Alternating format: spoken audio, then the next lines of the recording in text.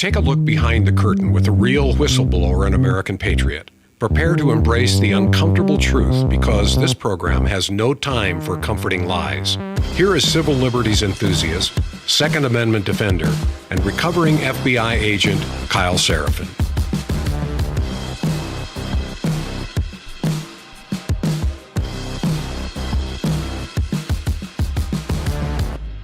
Well, hello, my friends, and welcome to the Kyle Seraphin Show. Today is Friday, September the 26th, and I did not mean to be so late, but as I got up this morning and started tearing through, there were documents, there were false statements, there were things that needed to be grabbed for today's program that took a little longer than normal. So that's what I did. It's a one-man show, so it takes as long as it takes to be able to get the information so that we can be on point, and I think we're going to do that. We're going to talk about James Comey. Did he lie? Does it even matter?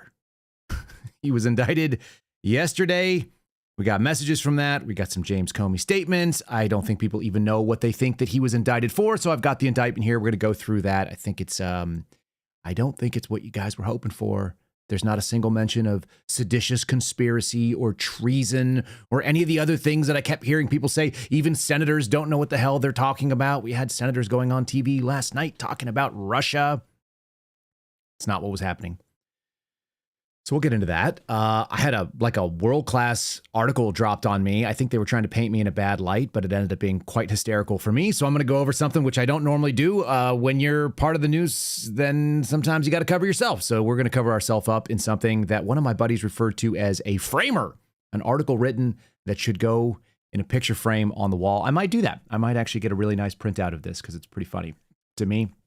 We're also going to talk about how we can no longer discuss whether people are politically right or politically left now that we've seen a number of shooters going out and killing people that are on the left. I'm sorry, the shooters are on the left. They're shooting people just randomly, sometimes at an ICE facility or maybe a prominent conservative political figure. So now we got to stop looking at politics. People, we just got to come together.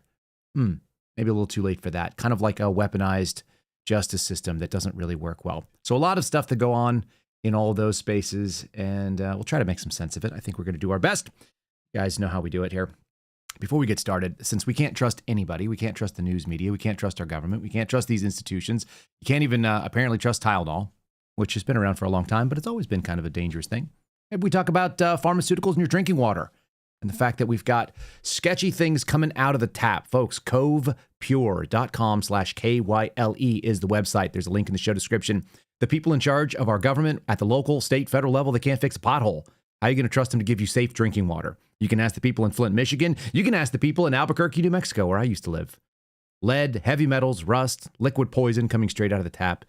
That's why we have a Cove Pure system. It is sitting in my kids' bathroom so that we can fill that sucker up and they can have unlimited access at a kid height to clean, fresh, clear drinking water. They do what the government ought to do, which is make sure that our tap water is actually safe from the heavy metals and the toxins, the fallout of corroded pipes that should have been replaced decades ago. In our case, there's tons of sulfur, which is actually just a really terrible taste and a kind of a nasty smell. Lead exposure just doesn't make the water taste like you're chewing on a car battery. It can actually cause brain damage and cancer and birth defects. There's all kinds of sketchy things, pharmaceuticals and so on. If you guys want to make sure that your water is safe and pure to drink, it actually has a massive impact on the taste. And then the health benefits, you can't see them, but they're there. Cove Pure is an obvious fix. Their clear wave technology will remove 99.9% of contaminants. It's easy to set up. It gets rid of lead and PFAs and pharmaceuticals. You name it. No plumbers, no drilling. You just plug the sucker in on your countertop. It's super easy. Even a child can do it. It takes about 15 minutes to get the whole thing flushed through and ready to go. And it's just pushing buttons. I've done other water purification. It takes a lot longer, and it's actually a lot more sort of, let's say, technically difficult. Check out the Cove Pure system. Guys, if you don't have something to do with it, you can't wait around for the government to solve it. Go to covepure.com/KYLE right now. You're going to save $200 off while supplies last on the system you see on the screen. We have one sitting in our house. It has a very, very nice function. It's easy enough for kids to use. They select the water size. You can take back control of your family's health and get safe drinking water, which is something that we should actually expect in 2025. But unfortunately, like so many other things, we can't just assume it. Anyway, if you guys want to take control of your own drinking water, check them out, covepure.com/KYLE. Here comes today's program right now.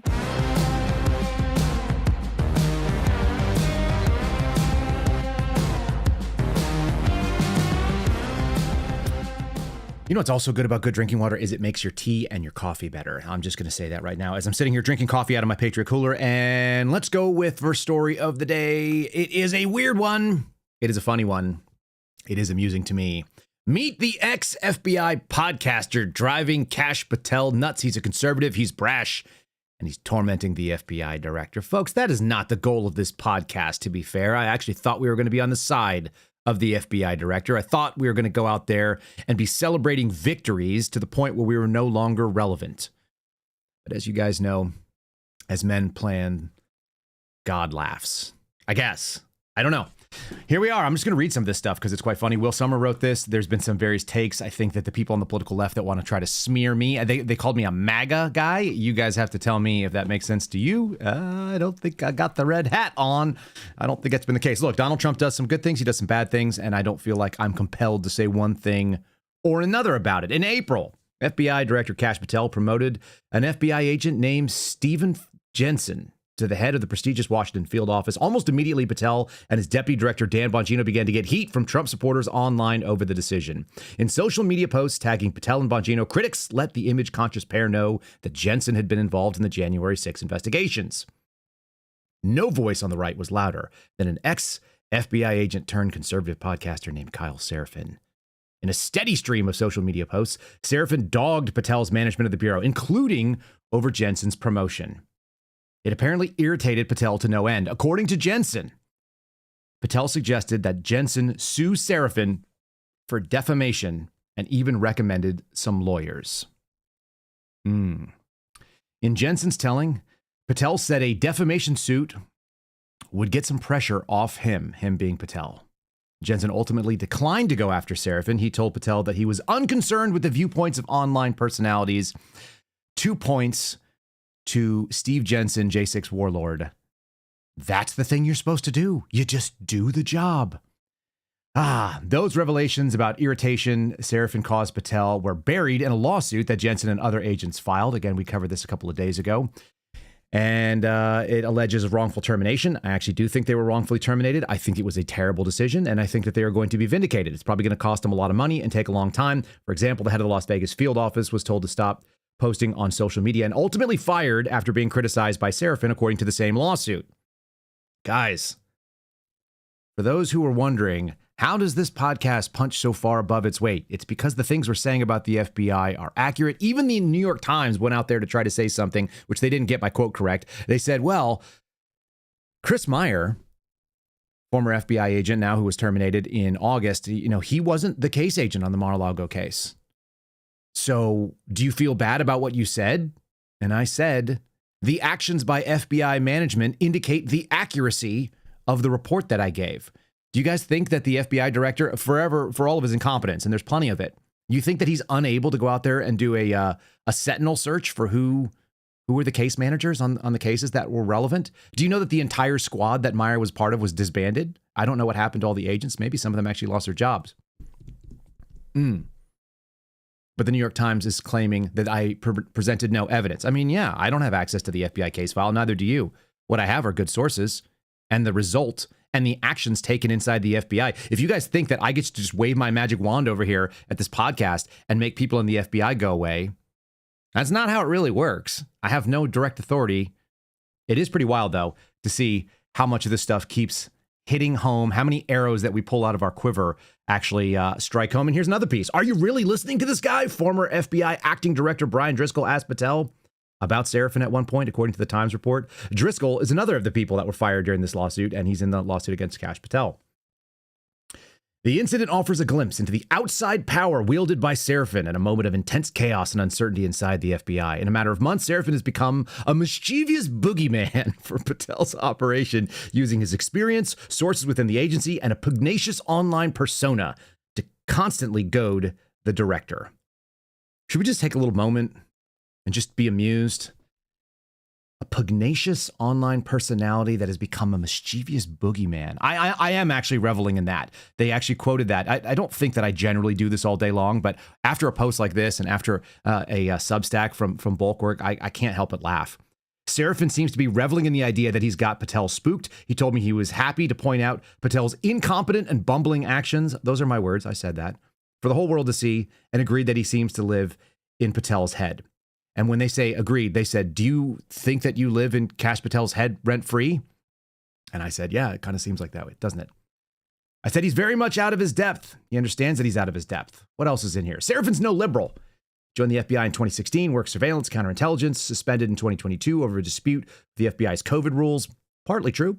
Also the whistleblower stuff. He rose to prominence as a right-wing whistleblower after complaining to Jim Jordan's committee about the FBI's treatment of parents at school board meetings. Not entirely accurate, as you guys may know.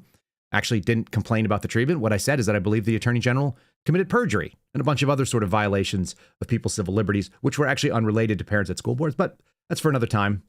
He was once on friendly terms with Patel. You guys know that. He met him through a podcast and Dan Bongino, all true.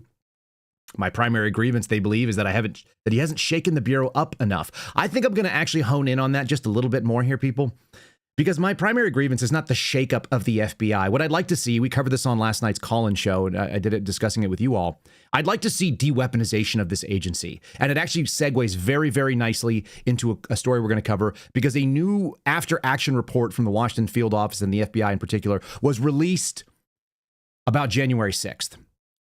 And so there's this discussion about what was the worst thing that's ever been done, and how is the the federal judiciary being weaponized right now against James Comey and political enemies of Donald Trump. And people are saying this is the worst thing that has ever happened in DOJ. I'm actually going to push back and say that's not true. The worst thing that the DOJ has ever done is they've dropped the veil and they showed exactly what they were interested in by going after folks on January 6th. That was the single worst thing that our Justice Department has done. It was worse than COINTELPRO in many ways, because what it did is it made it naked and raw for the American people to see. All right. Let's see what else is on here. There's some other kind of funny stuff. Serafin said he wasn't happy to learn that Patel had allegedly asked subordinates to sue him for defamation. He argued that the FBI director telling an employee to sue him for speech and even offering to help find a lawyer would be a clear First Amendment violation. I don't think that's exactly how I said it, but it does look like kind of a conspiracy against rights when a member of the government is asking a subordinate who works in the government to go out there and use private resources to come after someone just because they don't like the criticism. You're in the public role of FBI director. You get criticism. You guys know that we'll criticize James Comey for all the things that he did. We'll criticize Chris Wray, and we did. He actually used to lead out the podcast intro. For those of you that are new here, it was a famous question where Sheila Jackson Lee asked Chris Wray, are you familiar with FBI agent Kyle Serapin? And he said, I'm familiar with the name. Why was he familiar? Because I was a very, very vocal critic of the FBI director, no matter who holds that role. Because I believe in Kennedy's rule number one. Some of you guys may know this. Phil Kennedy, who is going to be prominently featured in a few minutes, just so you guys are aware, Phil Kennedy is responsible for Kennedy's first law, and that says no matter who you nominate to be the FBI director, you end up with James Comey. Isn't that interesting? You end up with a political activist who does things that are not brilliant, although James Comey was clearly smarter, and I think will end up being in better shape than Kash Patel. This is a dangerous precedent that we're about to walk into. Today's show, talking about the FBI director or former FBI director being indicted for perjury and lying to Congress. Would you really want to live in that glass house as an FBI director like Kash Patel, who started off his first hearing, the confirmation hearing, prior to even being FBI director, with lies, demonstrable lies, provable lies that we can actually show you? He claimed credit for doing things like personnel actions prior to being in the FBI. Now, there would have been a totally innocent explanation for it, saying, hey, look, I'm part of the transition team. There's an expectation that I'm going to be confirmed into FBI director. So, of course, I'm going to be out there talking to people that are in that space. And the president has asked me to go out there and interface with them. That would be totally reasonable for a regular person to think and to say under oath if you were not a complete bonehead. But instead, what we had was an FBI director that went out there and said that he never had any involvement in that. I'm paraphrasing here a little bit, obviously.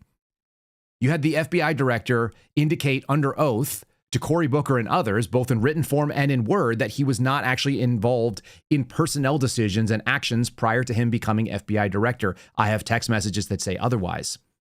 So he would have to explain that. There are people that were in meetings that went to members of Congress or members of the Senate specifically that said otherwise. How do you make that work? How do you square that circle if you're an FBI director who started off your first official act by engaging in what the FBI likes to call lack of candor? Is that the house you want to live in? That the precedent is whenever somebody gets in there and decides to change the rules or go after like the guy who was in the office former, you're going to be on the chopping block? Because that means Kash Patel is in real bad shape the next time that we have a Democrat president, if they are so inclined. Just saying that. I also apparently said that his actions reflected poorly on Patel's competence. Quote, "It's barely checkers. It's certainly not chess moves," is attributed to me. I don't know that I said that exactly, but that sounds about right. I mean, the guy's not playing chess, is he? He's just barely getting back into the king row. So there's other stuff that's in here, but that's the biggest funny thing. They also brought up the fact that I was willing to throw some bombs at James O'Keefe.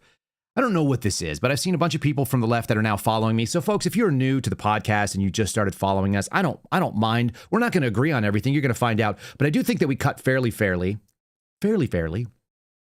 You know, I saw a lot of people with like anti-gun stuff. I saw people on the hard left saying things. I see a bunch of folks that are clearly of a very different political persuasion. And I'll tell you this is the promise that I make when we do these types of shows. In general, just as a general rule on the podcast, you won't necessarily agree with everything I had to say, but I'm going to present to you why I think the way I do, and then we can still be friends. It turns out I grew up in the 80s. You didn't have to actually agree with everything around you. In fact, most people probably didn't agree on a bunch of things like religion and politics, and they just thought it was not polite to talk about it. Since we do talk about politics here, the rule is we can agree to disagree. While you guys are thinking about that, if you're following us on Rumble, make sure you like the video, bumps us up on the leaderboard. If you're following on YouTube, make sure you're liking us over there. If you're on X and you're new, welcome. Hit the like button. You guys can always join the community. It's at kyleserafin.com. That's where I go and give you the articles that are referenced. You guys will see a link to this article out there. Make sure you're liking, sharing, and subscribing in the places you can. And if you want to have the best single way to check out our program, the best way to do it is on Spotify. Spotify is kyleserafinshow.com. If you're watching a replay on any of the video platforms, you will be far happier with the control you get on Spotify. It's the best monetized platform for us. I get the best data, but also I think the interface is you can switch between audio and video and do a lot of control. So check out Spotify. Just go to kyleserafinshow.com, kyleserafinshow.com. Make sure you guys leave us a comment over there. And again, if you're watching on the video platforms, just hit the like button. Don't worry about it so much. Okay, that's as much as I really want to do on this story, this lawsuit story, but it is kind of funny. Not the lawsuit, sorry, the self-coverage. Let's go to the quote-unquote bombshell. And this is what took me a little bit of time today. Here's the bombshell as written last night by my friend Steve Baker and Joe Hanneman over at Blaze. And I got some issues with their story. I'm a little concerned with how quick this reporting went out and what it may or what it may not actually say. The FBI had 275 plainclothes agents embedded in the January 6 crowds, congressional sources say. I got a message from Steve Baker before we went live today, and he said, now what we're going to see is a big discussion about dispatched versus embedded. And he is exactly right, and that is the discussion, and I actually think the Blaze may have come down on the wrong side of this. You guys know that I care about facts. I care about accuracy. That's going to be the single most important thing in any of this stuff. Let me read the story. Disclosures by the FBI to Congress answer long simmering questions, but do not reveal what the agents did that day. The FBI has acknowledged that there were 275 plainclothes agents in the massive crowd on January 6, 2021, more than 4.5 years after these questions were first raised about the level of FBI involvement in the day. Senior congressional source said the number is not necessarily a surprise since the FBI often embeds counter-surveillance personnel in large events. But given the FBI's now steadfast refusal to disclose the level of presence in the Capitol, the figure might be viewed with some skepticism, at least in some quarters. The news comes in the wake of claims by the U.S. Justice Department Office of Inspector General that the FBI had no undercover personnel in the January 6 crowds. Quote, we found no evidence in the materials we reviewed or the testimony we received showing or suggesting that the FBI had undercover employees in the various protest crowds or at the Capitol on the day of January 6th. That's what the 88-page Office of Inspector General report said. So, you guys come here for FBI analysis, particularly in stories like this. I will give you the inside baseball on how this works. Number one, the words undercover personnel or undercover employees. That is a very specific program. They are used here in like a non-air quotes way. They are not used in any sort of a capitalized, but when we refer to undercovers in the FBI, and other law enforcement do the same thing, we're talking about a program and usually someone who is certified to be an undercover. The DEA certifies almost all their agents, maybe all of them, to do undercover work. The FBI does not. Your average FBI employee does not go through the undercover coursework, and therefore they are not listed as what's being a UCE or undercover employee. It's a brand name product. It is a certification that goes in like a resume item. And so you're not going to find out that there were undercover employees, aka UCEs, people specifically trained to act as undercover agents in that January 6th crowd. And so I believe the Office of Inspector General report, because they're not saying the same thing that is commonly meant. In the same way that you and I will often talk, and we'll say certain things like, this looks like entrapment. Well, there's a legal definition of entrapment that the DOJ plays with.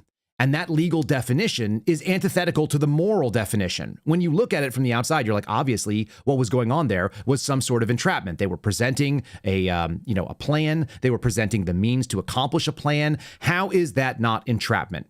And the way that the entrapment definition works officially is very different than what we would understand it to mean colloquially. It's important.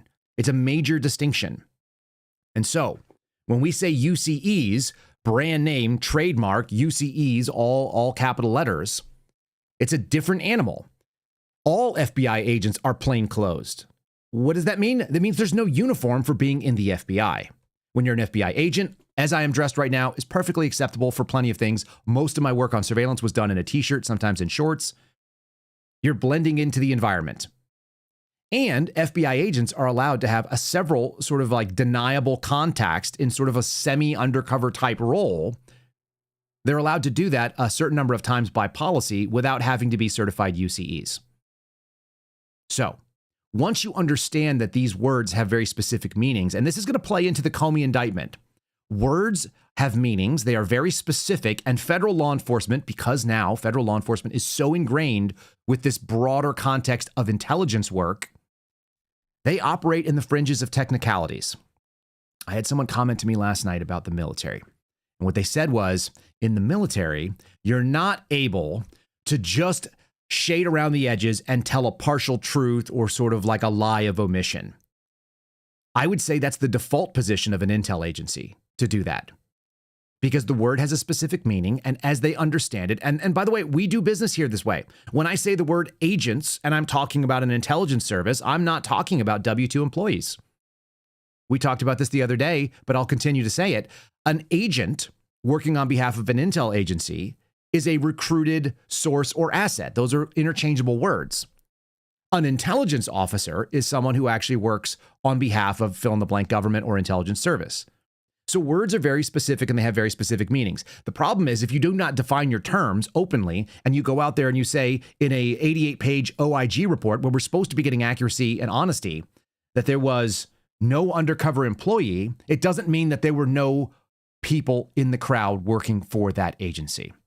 Now, I would be surprised to find out that the FBI actually has an accurate count of all the people that were in the crowd that were FBI affiliated of any level. Because I know that there were professional staff. I know that there were FBI agents that were on leave on that day that were out there in the crowd. I have an alibi for whatever it's worth. I was not there. And this goes to a bigger problem and a bigger presentation of what we should be talking about on that specific day. On the day of January 6, 2021, something should have happened that did not. There should have been what was declared as an NSSE. And people who are even well-versed in this, including my friend Steve Baker, don't necessarily know top of mind what that means, a National Special Security Event. Since we're talking about January 6th, we should talk about that, and I should remind myself again that not everybody understands that the normal protocols for very large gatherings in Washington, D.C. were not followed on that day. And the answer would be why. And I think a congressional hearing that actually queried people who were in a position to decide whether we were going to have an NSSE on that day would be really useful to all of us. We would actually learn something. A National Special Security Event is something that is by statute and policy executed by the U.S. Secret Service. It comes from the Department of Homeland Security. Again, there are actually CFRs that define the roles and say who does what. And an NSSE is an all-hands-on-deck call for all federal resources, and it also authorizes federal payment of local overtime and other teams. And so on NSSEs, which are like July 4th, I'm sure the inauguration is always one of them, but there's also other ones that will be NSSEs, like you'll have parades, large protests can be. The March for Life is one. the 250-year celebration that they're going to do on the White House lawn. That will be an NSSE. And what they do is they bring in all of the resources they can find. Everything will be brought in from the DC Metro PD. The ATF will have teams out there. They'll be doing bomb sniffing. You'll have people from the Department of Energy that are driving around looking for nuclear or radioactive waste or dirty bombs. You'll have the FBI. They'll have the dive team out there running around in boats looking under the bridges. Everybody gets involved. And generally speaking, you're going to have not undercover, but what they would call counter surveillance teams walking around in the crowds, making sure that everybody is safe and doing the things that they're supposed to do. And they actually are out there, theoretically, to protect the liberties of the people that are either protesting or enjoying a nice day. And there's nothing wrong with that. Here's the problem. What you're seeing on the screen right now is this congressional report, which was given to John Solomon at Just the News, as far as I can tell. Again, kind of our favorite sort of controlled outlet leak from the Trump administration. I say that in air quotes because I'm not a big fan of John Solomon, as many of you may know. And this is what it says. Deployment date, personnel type. You're looking at the top of the screen here. It's in small type, so I'm reading it for you. The event, the field office or headquarters division, and the total personnel count, and then notes about that actual line item. The stuff you're seeing are all from January 6th of 2021. And the position types go from agents to attorneys to IA, which is your intelligence analyst, other, that's going to be your just regular professional support staff, and then total numbers in the incident. The line item people are focusing in on is agent. The incident is January 6th or 1/6 incident. The field office is Washington Field, where I was assigned on that day. And the total personnel count under agent is 274. Hence, our highline title of 275 agents were embedded in the crowd. But that word embedded doesn't seem right when you read the note. That doesn't mean the FBI hasn't lied to us. It means that technically speaking, they're talking about something else. That's my belief. And here's what it says. This number included agents that responded to the Capitol grounds, as well as inside the Capitol, the pipe bombs, and the red truck that was believed to have contained explosive material, as well as CDC and ADCs. A CDC is a chief division counsel, so that's an attorney. An ADC is an assistant division counsel, and so they're also an attorney. They're almost always FBI agents as well. So you might have them in an on-scene role. Okay? The number includes agents that responded. That's a really specific way of saying things. That does not mean embedded in the crowd. And so as much as I love Steve Baker, and I do think that Joe Hanneman, they do very vigorous work, I think this so-called bombshell that there were 275 agents embedded is not accurate. I bet you there are still people that were walking around in those crowds, whether they were source handlers, whether they were there for their own personal reasons and so on. That's one thing. But they did deploy agents. There were many emails that went out in those deployment requests, and they sent a bunch of people to go do a response. The response, that's a deployment. That is not the same thing as being embedded. That's not the same thing as being tasked on the day of to be in the crowd in case something goes down, in the way that we used to have what are called I teams, and then which are investigative teams or interview teams. That is not the same thing. And I've done those jobs. I've done those jobs numerous times. And again, because this was not an NSSE, because it wasn't declared as such by the Secret Service, which is a really big question, and you hear a lot of focus on the FBI, you hear some focus on DHS, I never hear them get to the sub-agency and say, hey, Secret Service, why was this event not an NSSE? Because if it was an NSSE, what would happen is this. I would not have been on leave on that day. It's an all-hands moment. They would have staged my surveillance team, which was specialized in following bad guys around and been doing so in a low visibility role. We would have been staged somewhere nearby the Capitol to be able to do any follow-ons. And that was not asked of us. So I know there are some real problems with this information, and I know we're not getting it. And I guess this goes to the broader question and the broader issue that we've all seen. Mike Johnson came in with some promises. One of them was that he was going to release all the J6 footage. They haven't done that yet. They were going to have some sort of truth and reconciliation on that day, because the question should actually offend people on the left and the right. No matter what side of the political aisle you're on, you should not see a politically targeted operation by our government, whether it was by negligence, whether it was intentional malfeasance, whatever went on, we should unpack that day. Because if it was the biggest attack on our democracy, shouldn't we know all the facts about it? And it shouldn't be in a partisan way. And if it wasn't, and I don't believe that it was, I think it was a riot that got out of control, and the people that fought cops probably belonged in jail for a period of time. But I also believe that shouldn't we have seen something like that happen during 2020? Because I did work in DC and I did see the amount of civil unrest that was going on. And I did see Donald Trump driven into a bunker. You don't have to like Donald Trump to say that a disturbance on the North Lawn of the White House is wrong and it was violent and it was dangerous. This shouldn't be a partisan issue. If you go destroy American federal property, wherever you are, we shouldn't tolerate that as a nation because it brings on a lot of other ugly things that we don't want to face down. And broken window pane policing does actually work effectively if you let a bunch of small things go and people build up a steamhead of energy behind it. That inertia can be incredibly dangerous. That's my even-handed take, if you will, but I think it's actually really problematic. There's another story that was written by Disclose TV, and they basically covered these 274 agents. And so if you guys want to find some of this stuff, it's on social media. They started getting into some of the comments, and the comments are really wild. Because what many of you may not know is that the FBI is constantly doing, like every military unit or law enforcement unit, they're doing what's called an after action or a self-assessment. So they go on, a hot wash is another word for it. They go in and they say, hey, this just happened, whatever it was. We had an event, we had a response, we had deployments, we had action on target. How did we do? Can we look at ourselves critically and figure out what are the things that we should improve? What are the things that we should sustain, or in other words, keep doing? What are some outside the box criticisms or problems? What resources might we need to add to what we're doing? Those are all pretty good. You want to do that. My team used to do it after every single shift. We would have one positive and one negative from every single team member because we always wanted to improve as an investigative unit. How can we do our things better? What did we do really well that we should continue to emulate or even add as an SOP? So they did this. And I'm going to cover some of these stories because one of them in this story stood out like a sore thumb. I thought, I know those words. I've seen those words.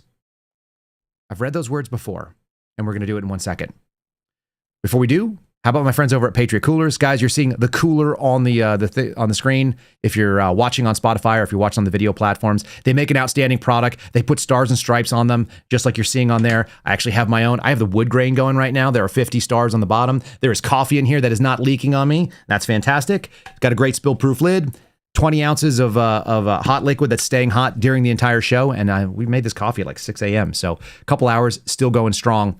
Check out my friends at Patriot Coolers. The website is patriotcoolers.com/KYLE. Actually, I'm not sure if you put the KYLE. There's actually a link in the show description that takes you to the Kyle Seraphin thing. Use the promo code KYLE, 4 letters, 10% off. That's the deal. That's the rule. You'll get free shipping over, I think, $75. Find yourself, or maybe it's over $50. Find yourself something you like. Find something for someone you love. Just do that. Check them out. If you guys are in the market, don't spend money you don't need to. You don't need to do that for us. But I know that people are constantly looking. We're moving into the outdoor season for people that are going into deer camp and elk camp. You're doing hunting and things like that. You can get a lot of stuff in those 50 quarts, and they will keep ice for a very long time. They're also just a really good looking product. You're not going to be sad about it. Okay, I want to get into this thing right here because I'm telling you, this was pretty wild to me.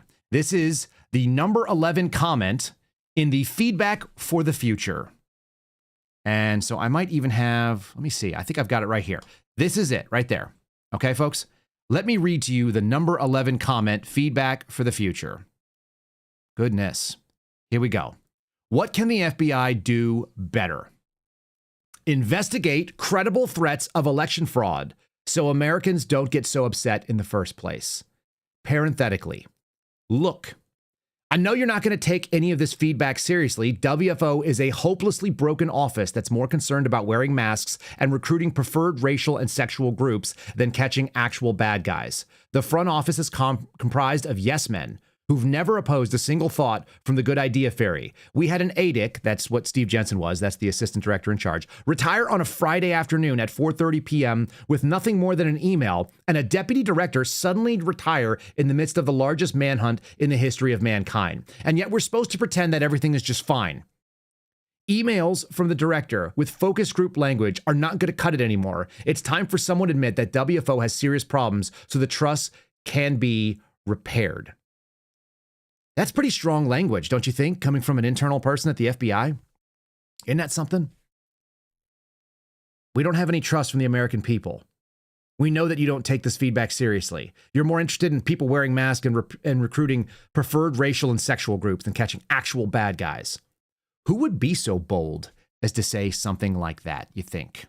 Well, it turns out the person who said that is one of your suspendables. The writer of that comment was Philip Kennedy, the original, the first producer of this podcast. What you're seeing here is a couple of little snappy, nasty snapshots. In the middle is that language from comment number 11. And below it is a screenshot that Mr. Kennedy held onto when he left the FBI. They are exactly the same. I knew that I had read it before. I knew that it was familiar language to me because sometimes you just know how your buddies say things, right? And there it is. Right there in black and white, Phil Kennedy shared exactly the problem. Now, let's consider. If you look at his Twitter bio, you'll see that he calls himself the Canary. That's my term for Phil.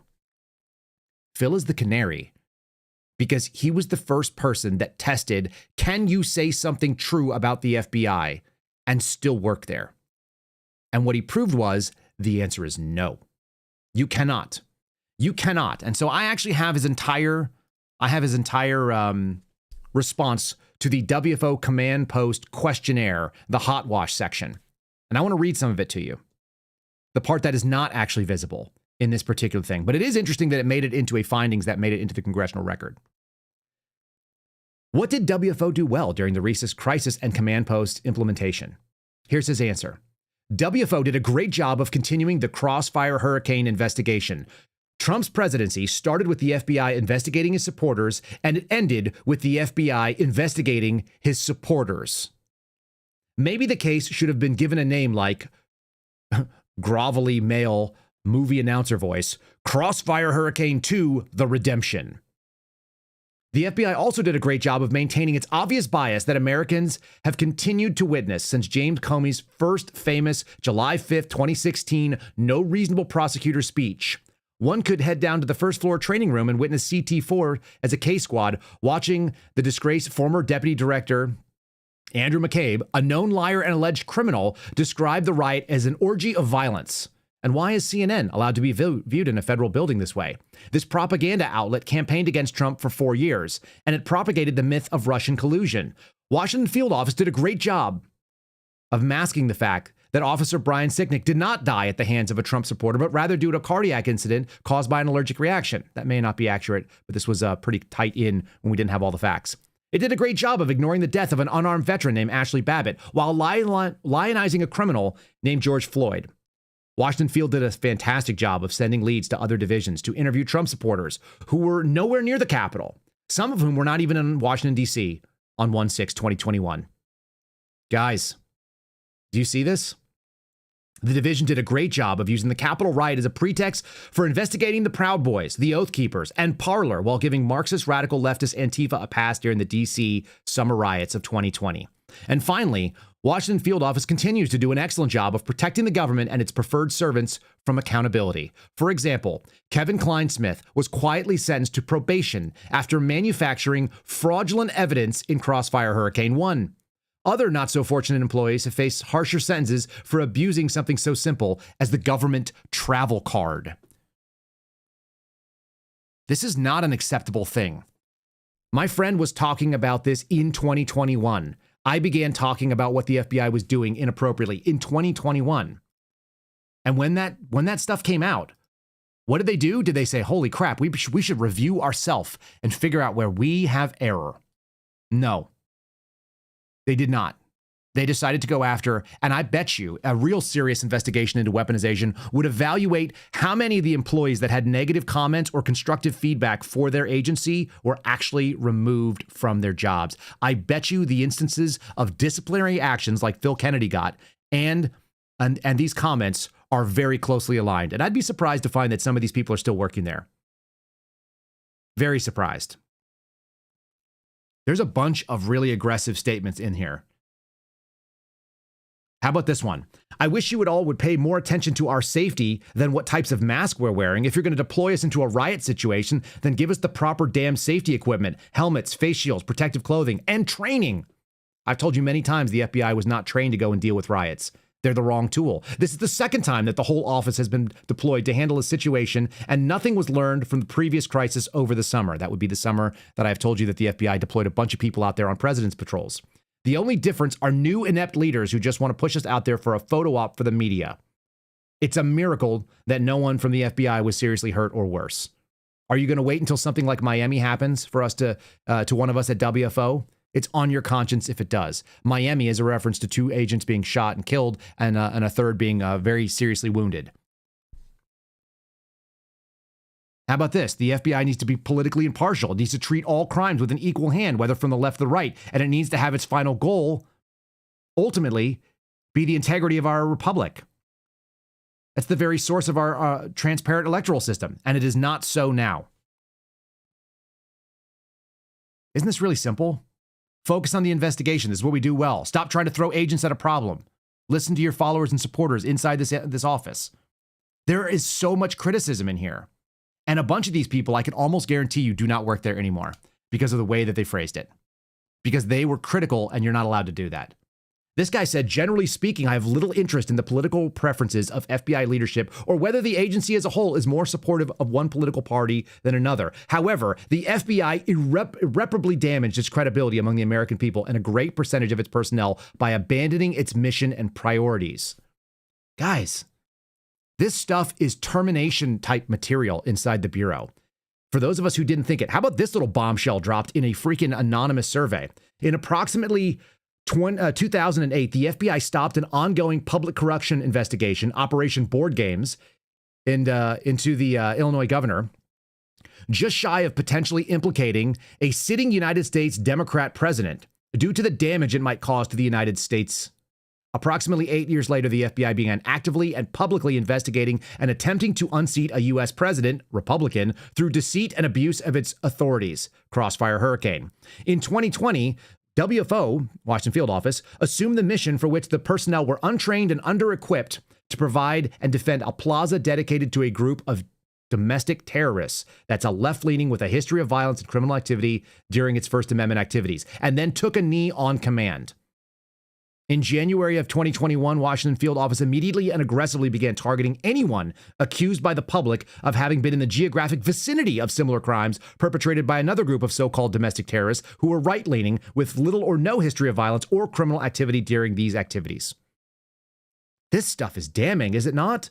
This ongoing, obvious, unapologetic, and for all intents and purposes, legally sanctioned bias has thoroughly demoralized the FBI's personnel and the American people, further endangering the agents as they interact with the public and conduct their official duties and jeopardize the ongoing safety and the security of the United States and its citizen. That, folks, might be the single most damning thing that I've seen written. I'd be shocked to find out if that person still has a job. If they did not have retirement available to them already, they probably do not work at the FBI. And I would be desperate to find out if anyone knows who that person is.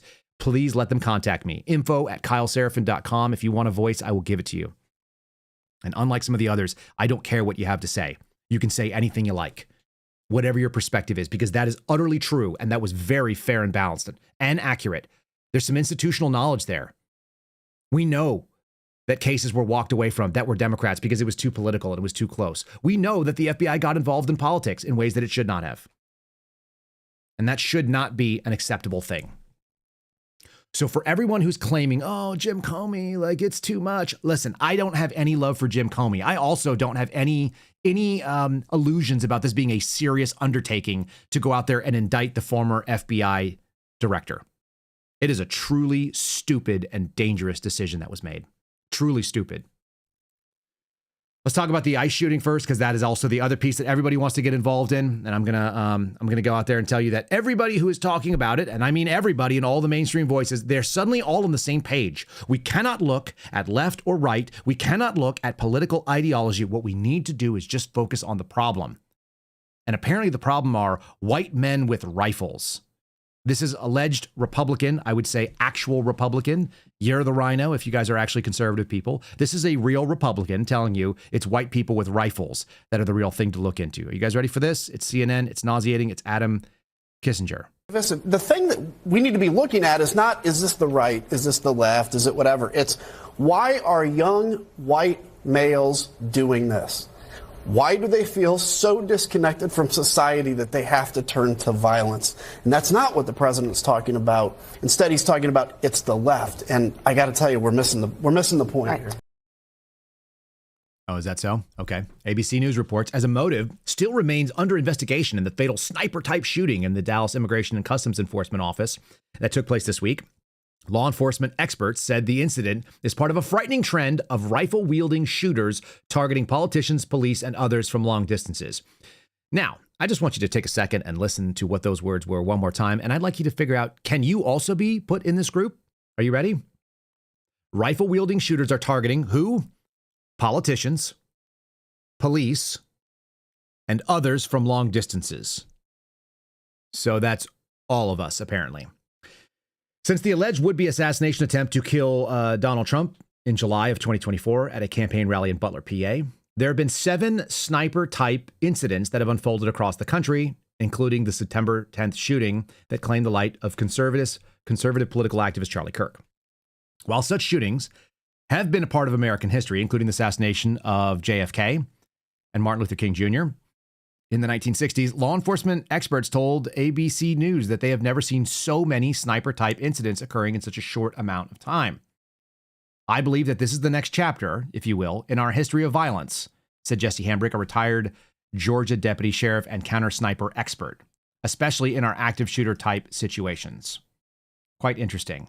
The latest incident, which happened on Wednesday morning, as we reported here as well, was when a 29-year-old suspect, identified by federal law enforcement officers to be Joshua Jahan, Jahn, I don't know how you pronounce the name, of Fairview, Texas. He opened fire on a Dallas ICE facility, killing a detainee and leaving 2 others critically wounded.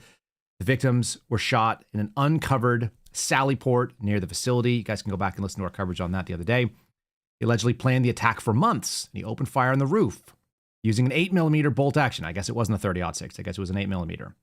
That was the other speculation. FBI special agent in charge of the Dallas field office brought this up. Interesting. Interesting in a really sad way, isn't it?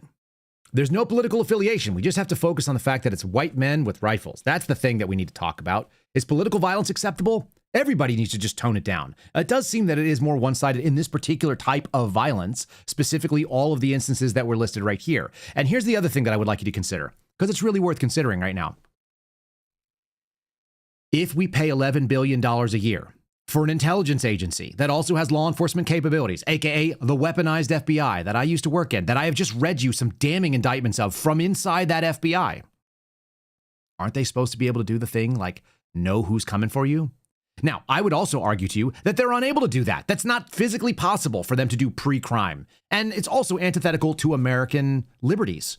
You cannot have pre-crime. We can't go out and decide that you're going to do something until you are actually in the act of, and disrupting that is very hard to do in real time. And we shouldn't be monitoring people to the point where we know exactly what they're going to do before they do it. I saw that movie. It was written about by Philip K. Dick. It was portrayed in a 2004 movie with Tom Cruise. The end result is this is super dangerous behavior. The government should not be surveil you to the point of secret police status, where they get you with thought crime. That means you have to inherit a certain amount of risk. That means that the solution is actually cultural, that you value human life. A culture that values life is not going to go out there and take life from a rooftop. Or we can go out there and just try to condemn political violence very nebulously and not actually address the real problem. How important is it for leaders, especially at the very, very top of the government, to set the tone? Listen, it should not matter whether the radicalization comes from the right or the left or, sort of the non-ideological deep, dark recesses of the internet. This vice president has had a chance now since the assassination of Charlie Kirk to bring the country together to try to stamp out all sorts of violence, including political violence, and they refuse to do that. What they are trying to do is exploit these murders and these shootings in order to silence only dissent and political opposition on the left. No, criticizing the way that ICE is rounding up people in this country in a deeply inhumane and immoral way is not an incitement to violence. There is a moment where you cross the line, but what they are trying to do is to destroy the ability for people who oppose their policies to legitimately engage in political debate, and we are not going to let them do that. Listen, you can have legitimate political debate, no doubt about it, but there is also a moral framework being constructed by some people on the political left, and I would not say it's everyone, it's certainly not, but there are some people that are very deliberately doing something. They are setting up a moral framework in which they can actually justify that violence. And then what you hear them say is we condemn violence on all sides. while they are simultaneously using very specific language that is going to justify a moral framework within some people, usually those who are not mentally with it, that do not have value for life, that do not care about the consequences, that maybe don't want to continue on in life, that are going to go out there and end their own lives over this stuff. That was a very dishonest talking point there from Chris Murphy. I disagree with what he said vigorously. And it has been a trend. And these are the same people that once something violent happens, then they're all like, oh, shut down the mean rhetoric. All right. Using the word shutdown reminds me that we are nearing a government shutdown in a couple of days, October 1st, if there is not a CR passed, which means that we're going to get a continuing resolution and there's going to be a bunch of caving because nobody wants to own the idea of a government shutdown. NBC News is saying they've got to fight back. Democrats pressing leaders not to cave in during this shutdown fight. The White House is threatening to carry out mass firings of federal workers if the government is shut down. I do like this. I do hope they shut down the government only because I don't need this government to protect me. And honestly, neither do you. Your local governments, state governments, they are more than adequate to solve the problems. And as this country was originally designed, we are meant to have United States, and there's supposed to be a small federal government that oversees the interstate part of it. What we've seen is the Commerce Clause and interstate communications all kind of stepped in. The idea of federal government involvement in everything you do is relatively new, and it certainly was not the way that this country was designed. Just look at the name. We were meant to be the functional unit of our republic was supposed to be state to state. We were supposed to have, at this point, 50 individual laboratories for freedom and democracy, for freedom and your representation. And the federal government wasn't supposed to necessarily be that. You were only supposed to have one elected federal representative. One. Not the president, not your senators, just your congressman or congresswoman. That's the only person that was supposed to be out there doing that. The Senate was supposed to represent the states, the upper house. The lower house is the people, the upper house is the states. The executive was actually supposed to be picked by, and still has the ability to be picked by, our state houses. It is supposed to be an amalgamation, a filtration of power that goes up and represents the majority of the states. And they're not supposed to be making policy as an executive. This king-like executive, it's not good. It's not good for America. It's a failed experiment. We've seen far too much power ceded over the last 120 years, starting at the turn of the last century. And it just continues to move on and on and on. And now we are demanding certain things. Now we have a president out there demanding individual actions and prosecutions, the most minute thing that our Justice Department does. That is the worst case scenario, folks. It is not good. I would love to see the Republicans own a shutdown and use it as an opportunity to actually make smaller government. I don't think they'll do it, and I don't think any of us think that that's very likely. But wouldn't it be nice to imagine a government that actually served like the ideological purposes that they were put there for? And then maybe they could get to work by doing single issue. Turn on the lights one at a time. Sometimes when you're trying to do troubleshooting in a house, you turn off all the circuits and you find out which one is going to either blow the fuse or you're going to find out which one is actually causing the problem. So you shut down everything all the way across, all of your fuses off. Now it's completely dark. Now we turn them on one at a time. We figure out what works. That's the idea that Mike Johnson actually ran as speaker. That's what he put forward in the public. He was going to do single issue appropriations. Well, let's do it. Let's figure out how long it takes. Write your single issue, turn on the government, one single office at a time, line by line, one-page bills. Very, very simple. Give them what the tasking is, give them the purpose of the tasking, lest they need to interpret some of it, and give them the funding that you are going to agree to. That's what you came on to do. Republicans will never do it. I think we can all agree on that. We're going to see a CR, and then eventually they'll push another omnibus bill. But that's what they actually said they were going to do. And we should demand better. Let's get into the Jim Comey stuff here because, it's time. It's time. It is. Just before, I'll remind you again, Spotify is KyleSerafinshow.com. That is our preferred, and it is probably the easiest way to watch the replay. So if you're watching this replay and you want to watch it again, KyleSerafinshow.com will take you right to Spotify. It's free. And you may hear a pause right now. If you're listening on the audio platform, you'll get one additional canned ad. It happens right now. You guys can always be a Spotify premium member, which means that you don't get those ads. And also, I think we get paid for them too. So even better, we appreciate all that stuff. We get some sort of revenue share if you want to be Spotify premium. If you're listening on Apple or any of the other places, you may hear that stuff. But the best place, because you get audio and video and you can swap between them. Again, I was never a Spotify user until I started hosting with them. And I'm a big fan. And they don't give us anything to say that. I'm literally promoting their platform because I think it's the best. All right, let's do the Jim Comey stuff. We have to. Here it is. Ba-boom. There's Jim Comey. Jim Comey was under oath many times. Jim Comey is, in my words, a middle finger to the American people. He's almost 7 feet tall. he has become like an action figure for the Democrat Party of late. It's sad. He talks a really good game. He handed me out my credentials when I joined the FBI. And I heard the speech that he gave at my graduation ceremony at the FBI Academy 4 or 5 times. It's just a canned speech. He's a good actor. He's certainly smarter than the current FBI director. He was very, very big on recruiting cult of personality, and people really bought into what he did. I'll tell you something kind of funny. I think I said this the other night. One of the things that I left, of the very few things that were personal, I left in the FBI's office when I was suspended. I left 2 books as a box set. One of them was Seamus Bruner's book, which was given to me by a family friend, that was called Compromise: How Money and Politics Ended Up Compromising the Mission of the American, of the FBI. And the other one was Jim Comey's A Higher Loyalty. And I thought they were a box set because A Higher Loyalty and Compromise ran side by side. They were perfect. The argument being made right now is that the thing that is being done to Jim Comey, and I'll show you why I think it's scary, because this is not good. The thing that's being done to Jim Comey is crossing a line that can never come back. Here's Donald Trump's True Social post about this. Whether you like corrupt James Comey or not, I cannot imagine too many people liking him. He lied. That is a factual statement. He is now asserting something that's going to be kind of dangerous because he represents the top of the executive. It's not a complex lie. It's very simple, but an important one. There is no way he can explain his way out of it. He's a dirty cop, and he's always been. But he was assigned a crooked Joe Biden appointed judge. So he's off to a very good start. Nevertheless, the words are words, and he wasn't hedging or in dispute. He was very positive that there was no doubt in his mind about what he said or meant by it. He's left himself zero margin for error. That's a big claim. It's a real big claim. When you say that there's no doubt in anyone's mind what was being said, we got a problem. Because some people don't know what he said. This is Lindsey Graham. This is a sitting United States senator. This is a man who doesn't know what was being discussed, doesn't know what the indictment was about, and is making claims that are completely irrelevant to the actual indictment that was done. We'll do the indictment in 1 second. First, let's hear Lady Graham say his piece. Everything he says here is wrong, by the way, as far as what the indictment was alleging. The question for this country, and I've believed this for 5 years, did the FBI director have information he should have given the FISA court that would have stopped this madness? And the answer is yes, he did. And the madness continued. And why did it continue? Because James Comey and a bunch of others wanted to destroy Donald Trump. That, to me, needs to be looked at. Okay, he missed the point. He doesn't know what was going on.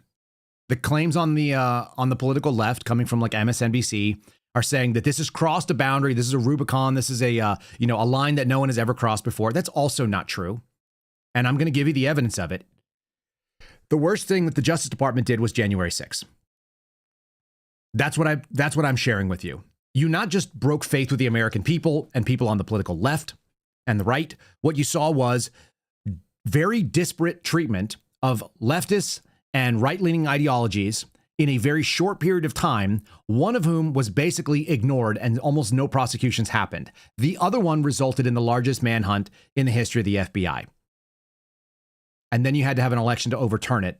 And you had this big piece where you were getting presidential pardons to stop the Justice Department.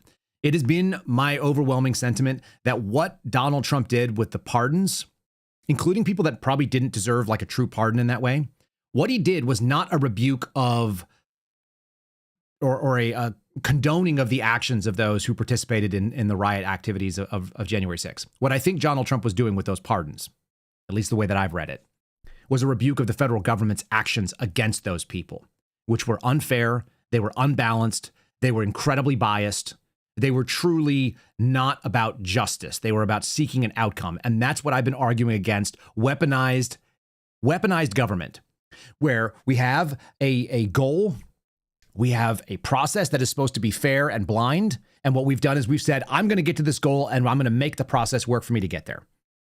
That is the same thing they just did to Jim Comey. It was requested that he be indicted, and then he was indicted. The look is tragic. But this has been done before, and to act like this is new, and of course, everybody wants to make the one-to-one comparison, Donald Trump to Jim Comey. I actually think that the situation with the J6ers was first and more accurate. That's my take on this. Here's MSNBC saying that we should protect the process, and people inside should be very offended, and all this other kind of nonsense. It stands for. Joyce, if it is such a dire moment, what is your advice, your message right now to those people inside the Justice Department, inside these U.S. attorney offices, the, rank and file prosecutors that are doing the work to bring cases like this one? What do you say to them? So the mission inside of U.S. attorneys' offices across the country is to keep their communities safe. And in difficult times like this, the traditional advice to federal prosecutors is to keep their heads down, do the important cases in front of them. Because the cases that we're talking about, Anna, that's maybe 1% of what's going on in the Justice Department. But every day there's violent crime, there's drug crime, there's civil rights violations and white-collar crime that prosecutors and agents across the country are working on. The issue prosecutors are hardwired to understand, and I hope Americans will understand this too, is that when you become an assistant United States attorney or a political appointee in an office, you check your politics at the door. You walk in and you do your job looking at the facts and the law without fear or favor. And that's what I believe Andrews and my former colleagues across the country are trying their hardest to do right now. There may be a moment for difficult choices coming for many prosecutors, and I hope that when those moments come, that the American public will stand up and support these people. I think if there is a move to indict Jim Comey, we will likely see resignations out of Alexandria and She's right. People will resign. That's already started. But to act like there's some sort of like pure as the driven snow attitude in these people that work at DOJ, that's absurd. That's not true. There's great AUSAs. There's not great AUSAs. There's some that are highly political and they can't shake it, and there's some that are not. And we already saw them go along with J6 prosecutions to keep their jobs. And we know that a bunch of these people, there's nothing in the mission set of the DOJ that's supposed to keep the American people safe. That is not an opportunity that law enforcement has. That's the intelligence apparatus. That's the secret police game. All of that stuff is terrifying to me. It should be terrifying to you no matter what your politics are. If you hear a government say that we are going to keep you safe, the mandate is tyrannical in its very, very nature. It has to be. It's tyrannical because you cannot predict human behavior. You're not authorized as a federal law enforcement officer as an investigator. It's called criminal investigator, not criminal preventer and protector. Your job is to investigate after crimes, the allegation or information that a federal crime has taken place. This whole idea of getting into the threat landscape and stopping threats before they happen, that's crazy talk. We know it doesn't work. Why? Because there's still violent crime. And we always find out, oh, they were on the FBI's radar. That's not fair. There are 1 million people on the FBI's radar, whatever that means. There are all kinds of people that are inappropriately reported to law enforcement. There's mental illness that rings the phone all day long and makes allegations that are crazy. The FBI can't protect you from anything. There's 14,000 agents. There's 350 million people in this country. Just do the math. The pre-crime doesn't line up. And DOJ, those are attorneys. They can't protect anybody. Their job is to go out there and create a punishment situation where they go and say, here's the evidence. A jury of your peers will decide it. And the hope is that there's a deterrent effect. The deterrent effect is the only piece of it that can matter. Because if you go do fill in the blank crime, you see that the following actions will happen to you. And then you go, I don't want to do fill in the blank crime. I don't want to do the time, right?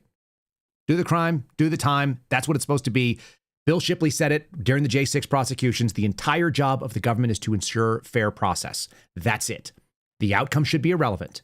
The ability to convict or not evict, you should basically not bring cases that are not going to be strong enough to convict. You certainly shouldn't have any interest in whether or not a jury says one thing or another. All you should do is care about fair process. Are we doing it right? And I know that's not what's going on. And I know that's not what's going on with Jim Comey, and so do you. Former FBI Director Jim Comey indicted Thursday, 2 counts, marking a major escalation, says CBS News, in President Trump's effort to target his political opponents and use the Justice Department as part of his campaign to seek retribution against his most ardent critics. You know what the best way to prove that wrong? Not say anything. Do you know what Donald Trump is not capable of? He's not capable of not saying something. Comey was charged with 1 count of making false statements and 1 count of obstruction of justice. Let's do what that looks like. Here it is on the screen. I will read you the indictment. It is very short. There's the criminal case. It's brought in the Eastern District of Virginia, United States versus James B. Comey Jr., defendant, count one, false statements within the jurisdiction of a legislative branch of the United States government. On or about September the 30th of 2020, in the Eastern District of Virginia, the defendant, James B. Comey Jr., did willfully and knowingly make a materially false, fictitious, and fraudulent statement in a matter within the jurisdiction of the legislative branch of the United States government by falsely stating to a U.S. senator during a Senate Judiciary Committee hearing that he, James B. Comey, had not, quote, authorized someone else at the FBI to be an anonymous source in news reports regarding an FBI investigation concerning person one. I believe that person one is Donald Trump. This statement was false because, as James B. Comey Jr. then and there knew, he had, in fact, authorized person three to serve as an anonymous source in news reports regarding an FBI investigation concerning person one. If person three is not an FBI employee, I don't think this holds any water. I don't have to love James Comey. I think that he's, like I said, I think he's cartoonishly silly and partisan at this point. And still, this actually matters for all of you saying things like, well, they got Al Capone on tax evasion, right? This is not a conviction. This is an indictment, and the indictment seems weak, and they went for 3 indictments, and they got 2 of them to come back with a true bill. Here's the other one. Count 2, obstruction of a congressional proceeding. On or about September the 30th, 2020, in the Eastern District of Virginia, the defendant did corruptly endeavor to influence, obstruct, and impede the due and proper exercise of the power of inquiry under which an investigation was being had before the Senate Judiciary Committee by making false and misleading statements before the committee. It's a violation of 18 U.S.C. 1505. So that's what we've got. We've got a 1001 charge, which carries up to 1 year in federal prison. It is the lowest level felony that the U.S. government has. The second one is a 1505 felony, and it carries up to 5 years. That's some pretty weak tea, people. It's not that impressive. And I don't know if I'm trying to find the actual verbiage of where this was discussed. I believe this is being presented to me online right now as the actual interchange where he lied. And I can actually hear that he just danced out of it and that this is not going to be a successful prosecution on the actual facts. If this is in fact the exchange, then this thing is DOA, just so you guys can tell. Listen, this is Chuck Grassley. Remember, this is going to hinge on the specifics of the word. Grassley says an FBI employee. If person number 3 is not an FBI employee, it's dead because the factual pattern is not going to be able to line up. Director Comey, have you ever been an anonymous source in news reports about matters relating to the Trump investigation or the Clinton investigation? Never. Have you ever authorized someone else at the FBI to be an anonymous source in news reports about the Trump investigation or the Clinton investigation? No. I needed to get that out into the public square. And so I asked a friend of mine to share the content of the memo with a reporter. Didn't do it myself for a variety of reasons, but I asked him to because I thought that might prompt the appointment of a special counsel. Okay. He said no. Authorize someone else at the FBI to be an anonymous source in news reports. I'm pretty sure that this is the exchange. This is Chuck Grassley. I'm going to play it one more time for you. Someone else at the FBI are the actual words that Chuck Grassley seems to say in this. You guys listen real closely. And then he says, a friend of mine. Was that friend an FBI employee is the real question. And as I understood it, it was a journalist. It was not. Or it was a friend from like law school or something. So person 3 is where this is going to come up. Here we go. Director Comey, have you ever been an anonymous source in news reports about matters relating to the Trump investigation or the Clinton investigation? Never. Have you ever authorized someone else at the FBI to be an anonymous source in news reports about the Trump investigation or the Clinton investigation? No. Again, person 3, that's going to be what it hinges on. There's going to have to be this 1001 statement has to be true for the 1505 to be true, I believe. And if that's the case, if that's what we're looking at, this seems terrible. That doesn't mean Jim Comey is a good actor. It doesn't mean that he's a good guy. It doesn't mean that we like him.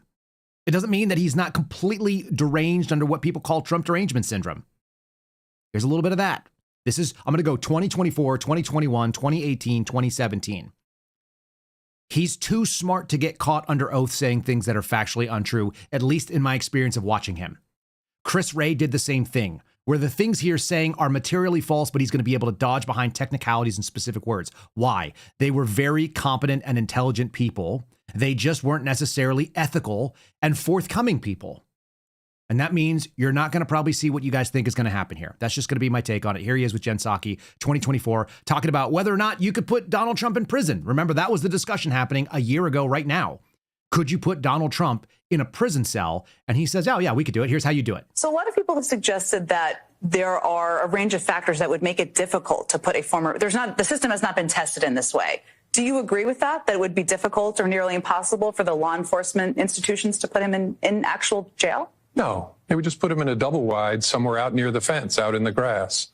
And he would eat there, he'd shower there, he'd exercise there, he'd be away, as Danya Perry said, from general population. But it's obviously doable. So what? Okay, so all he's saying is that's technically possible. He wasn't wishing for it, right? No, of course he was. He was actually wishing for this. Here he is in January of 2021. He wants to see bad things happen to Donald Trump. I can understand the animus. I really can. I understand why people would say this, but to act like this was like, that this is not somehow very personal for both men, Trump and Comey, this is a personal feud being carried out with mechanisms of government. Kind of relates to what I saw with this lawsuit that's going on with people coming at me and the FBI director on duty asking his own employees. It's not great. We don't have to love the people involved. You don't even have to like me to still believe that fair things are supposed to happen in this country. We're not supposed to use our weaponized government against individual citizens, which Jim Comey, he got fired. He's a private citizen. He writes crappy books and finds shells on the ground now. Convict him, bar him from future service, have the prosecutors, the local prosecutors in New York, pursue him for the fraudster that he was before he ever became president, lock him up for the garden variety frauds he did there, but don't give him that center stage, that dominant role in our national life just down the street where Joe Biden is trying to heal this nation. Oh, Joe Biden was trying to heal this nation. I'm pretty sure Joe Biden was part of the team that was really 100% in, assuming he was actually awake or sentient enough to do it. He was 100% there to make this nation heal. That's what I felt. I actually felt most healed, I think, when Joe Biden and co wished me and my family a winter of serious injury, serious sickness and death. That's when I felt best. What about you guys? Come on now. Don't gaslight me. Again, he went on shows. He can't be held accountable for statements he made in the public that were false. He made all these statements about the Steele dossier. He went public in 2018. Here he was in April. My wife was asking a question, real simple. Hey, why is this guy out there talking? Why is he out there talking to like a comedy late night host? Because he's a private citizen. He can do whatever the hell he wants. Is it common? Have we seen other FBI directors go do this? No, we have not. You ever see Bob Mueller sit down and try to do the Late Show? No. You see Louis Freeh go out and do that? No. We're entering a new era. Chris Wray has been smart enough to stay quiet, by the way. You're not hearing anybody scream about him, and he's the one who's not going to be outside of the statute of limitations on anything he did, probably because he also was too smart to get this. If this is all they have, this is the weakest tea. Anyway, here he is doing the 2018 pee-pee hoax. You went in January of 2017 to tell President Trump about the Steele dossier. How did you tell him that there was and I want to put this delicately, pee-pee tape? How did you tell him about that rumor?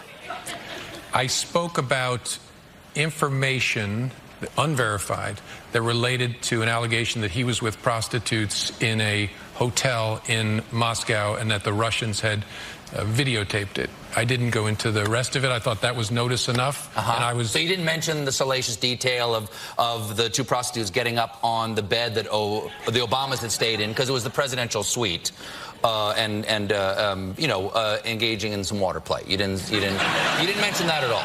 I thought I served enough notice without going to that part. Okay, and what did he? Super funny, right? Of which all that was completely unsubstantiated. It's terrible. And Stephen Colbert obviously doing political hackery there as well. And yet, it's not criminal. It just means you don't like him. And we're not supposed to go after people we don't like just because we don't like him. Here he is in June of 2017. Again, I'm sure the statements he's making here are probably factually accurate, even if they are overplaying the amount of relevance that they have. To say that other nations actually tried to meddle in this in our elections, they do it every year.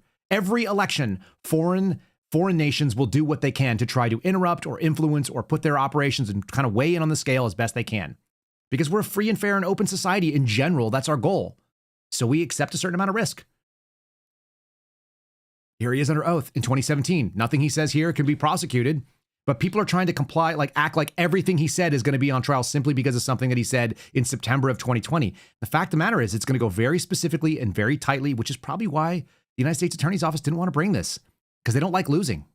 There should be no fuzz on this whatsoever. The Russians interfered in our election during the 2016 cycle. They did it with purpose. They did it with sophistication. They did it with overwhelming technical efforts. And it was an active measures campaign driven from the top of that government. There is no fuzz on that. It is a high confidence judgment of the entire intelligence community. And the members of this committee have seen the intelligence. It's not a close call.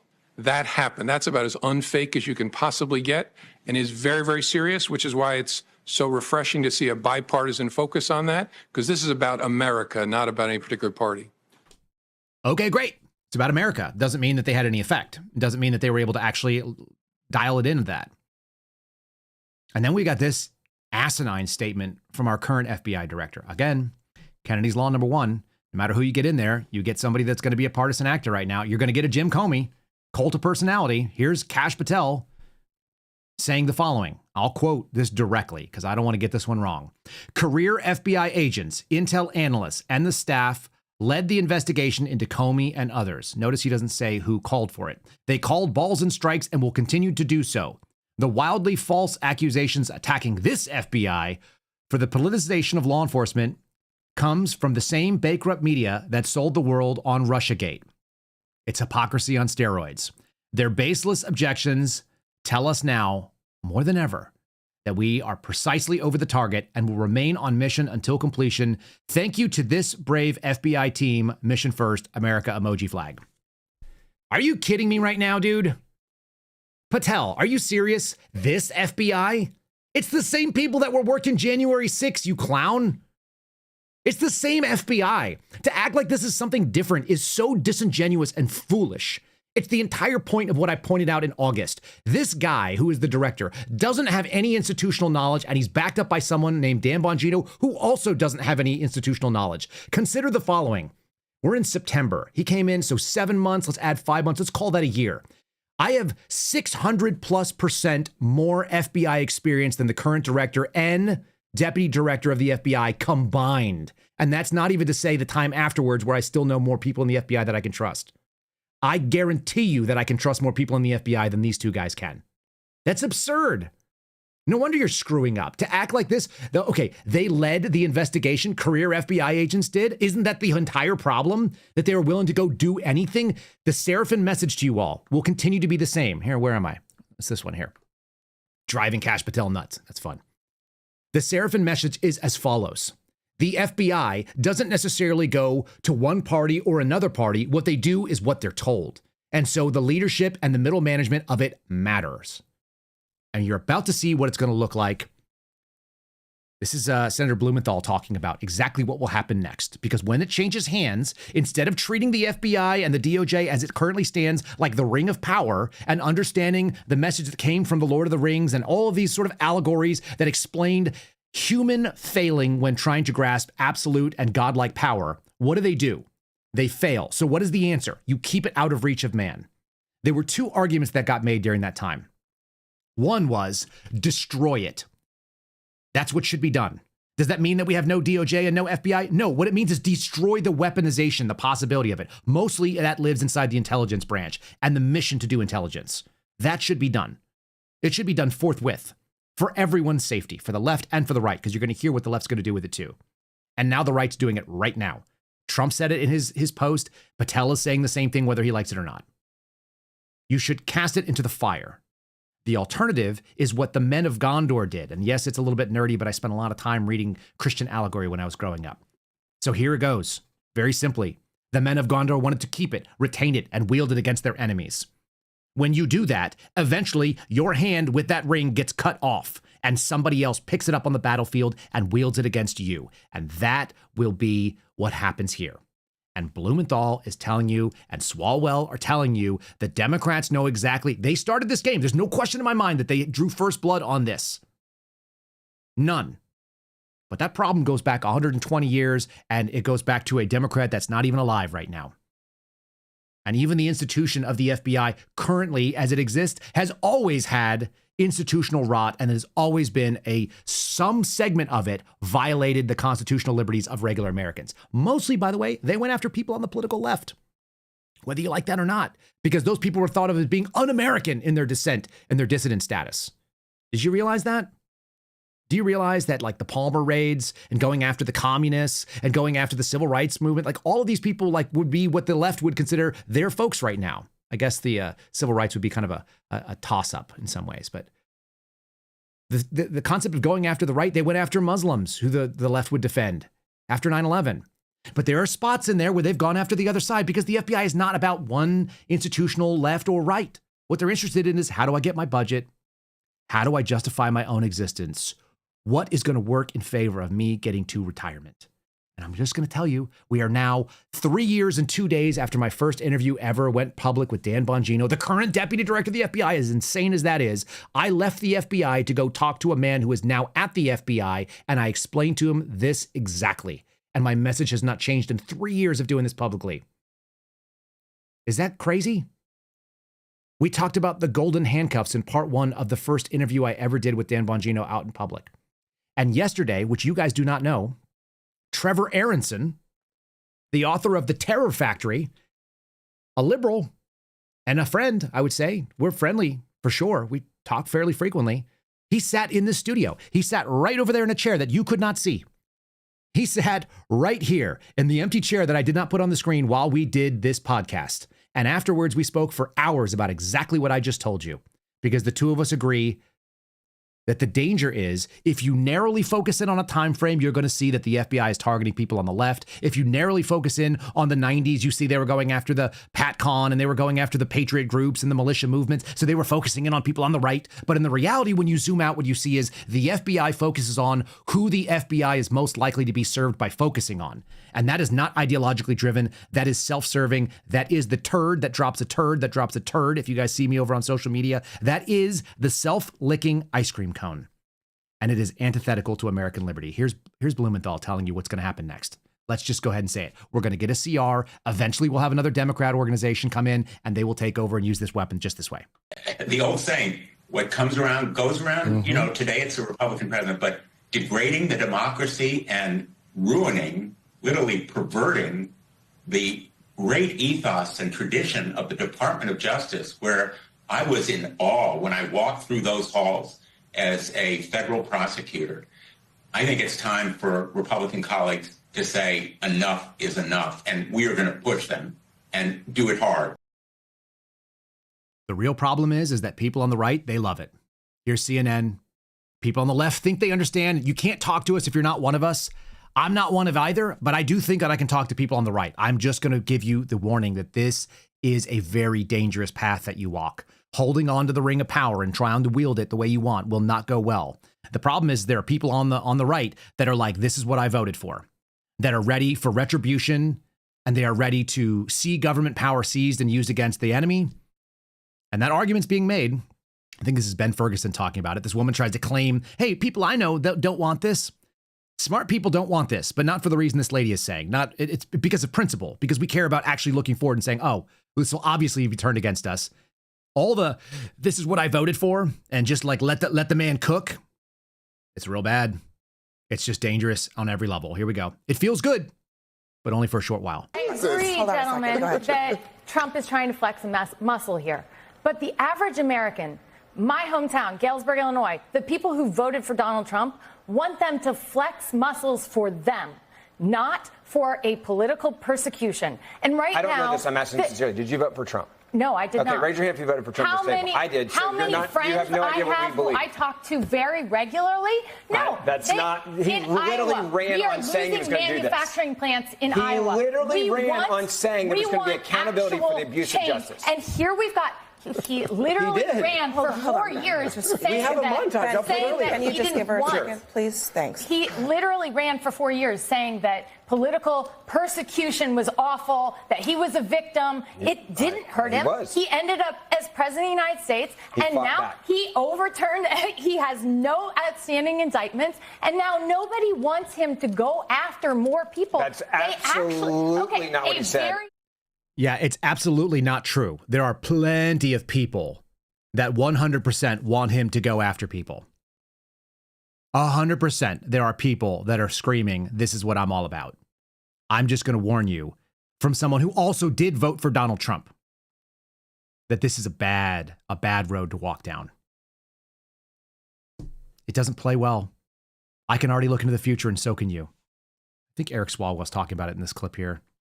Let's play this real quick. And by the way, the president's saying he has no control here. He has all of the control here. He's the one who has been tweeting to the attorney general that Comey needs to be indicted. He's the one that fired the U.S. attorney who would not indict Comey. And so this is a very, very corrupt, corrosive act that the president is taking. And what I would just say to any prosecutor at the Department of Justice is it's not going away. As a member of the Judiciary Committee, I promise you, when Democrats are in the majority, we are going to look at all of this. And there will be accountability. And bar licenses will be at stake in your local jurisdiction if you are corruptly indicting people where you cannot prove the case beyond a reasonable doubt.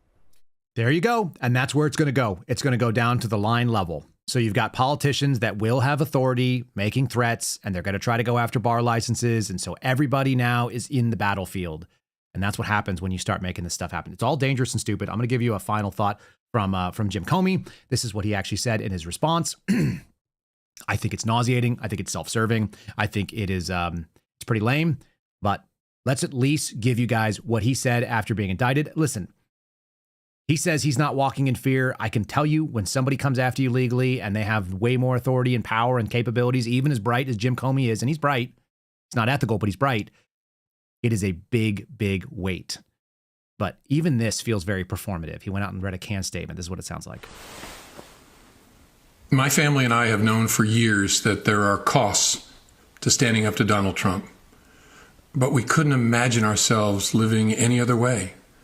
We will not live on our knees, and you shouldn't either. Somebody that I love dearly recently said that fear is the tool of a tyrant, and she's right. But I'm not afraid, and I hope you're not either. I hope instead you are engaged, you are paying attention, and you will vote like your beloved country depends upon it, which it does. My heart is broken for the Department of Justice, but I have great confidence in the federal judicial system, and I'm innocent. So let's have a trial and keep the faith. So, I mean, he's probably right. Whether you guys like it or not, he probably didn't do the thing that they actually did. Based on what I just read and what I just listened to, that interchange, I think he's probably clear. I think this is weaponized. I think it's going after it. That's not in a popular position for people on the right to hold. Do I think that he said that wrong? Yeah, I sure do. Because what did he say? Standing up to Donald Trump. Do you guys see how bad it is when you say, I'm going to stand up to one side? The answer is, I will stand up for American principles, and they are universal, and they are irrelevant to whoever it is holding that office. That's the right answer. It continues to be the right answer, because nobody swore allegiance to one side or the other when you go out there and you do that federal oath. For all of you that have served, you know what I'm talking about. Military or civilian service, you swear allegiance to the Constitution, which is a basis of a brick and framework of laws. And there are principles, and there is a governmental leash on what you may and may not do. We saw that leash broken and snapped and ignored in 2020, in 2021, under a lot of the Biden administration. As I continued to make points to Trevor yesterday while we were talking, I stated some real simple things. Do you have any idea how many FACE Act violations we're engaged in? And how many of them only went after people that were on the right, that were standing up and saying, I want to pray in front of this abortion clinic. And they even had, like, one of the worst ones was the rebuke of the Justice Department for doing politicized attacks on what? Mark Howe. He's a Catholic father. What does he have, like 7 kids? Maybe 9 kids? I have to double check. I think it's 7. He was indicted He was arrested. He was brought in and tried in a federal courtroom, and it took 1 hour for a Philadelphia federal jury to acquit him after Larry Krasner and a Soros-backed DA office decided to not even charge him locally. Do you guys get how dumb this stuff is? It's obviously political, but the answer is certainly not more politics. But listen, at the end of the day, I'm going to keep doing what I'm doing. You guys keep doing what you do. Make sure you guys are prepared. Make sure you're getting your fitness done. Make sure you're stacking up on food and water and weapon systems and training and knowing your neighbors and building a community that's going to be resistant to whatever crazy nonsense comes from the outside. Because this stuff is actually just as scary as what I saw before the election in November last year, to me. We'll get into more about what the heck that server farm was about. The fact that we saw Pete Hegseth call in like 800 generals and said, we're going to have a private meeting face to face, what that might be. I don't know enough about it, so maybe we'll hear about it later on. But I didn't want to cover much about it without any information. It is being covered in the mainstream news. That's where we're going. Get yourself prepped up for your own sort of ability to survive locally. That doesn't mean violence. What that means is that you forge community bonds so that whatever's happening on the national scale is less relevant to you. Here's the palate cleanse of the day. Let me just, actually, before we do the palate cleanse, let me just hit this here. Again, make sure you guys are following us over on Rumble, on YouTube, where we're almost at 14,000 subs over there, so I appreciate that. New followers on X, welcome to the program. KyleSerafinShow.com if you want to see us over on Spotify, and KyleSerafin.com if you want to join the Locals channel. Let me do a palate cleanse here to kind of go into the weekend. This is the way I feel about all government right now and the way the government talks to us. This is as accurate as it gets. We might have played this before, but it's still true. You have nothing to worry about. Yeah. I mean, there's nothing like strange or nefarious going on. Yeah. I mean, and even if there was, you'd never know it. Right, yeah. And, sorry, wait, what? Anything that may or may not be afoot shouldn't concern you, because anything that would or wouldn't happen would do so without your knowledge or awareness. And even if it did happen, you wouldn't understand what it was or wasn't. So it's all perfectly fine as far as you're concerned. What? That's us right now. Yeah. So we're not going to be able to solve that problem. It's too big, but we can do things locally, and we can go out there and meet our neighbors. God bless all of you. Get off the internet this weekend. Go hang out with your kids. Love your families. And I look forward to seeing you after the next couple of days. We'll see what happens on Monday. It'll be exciting for everybody.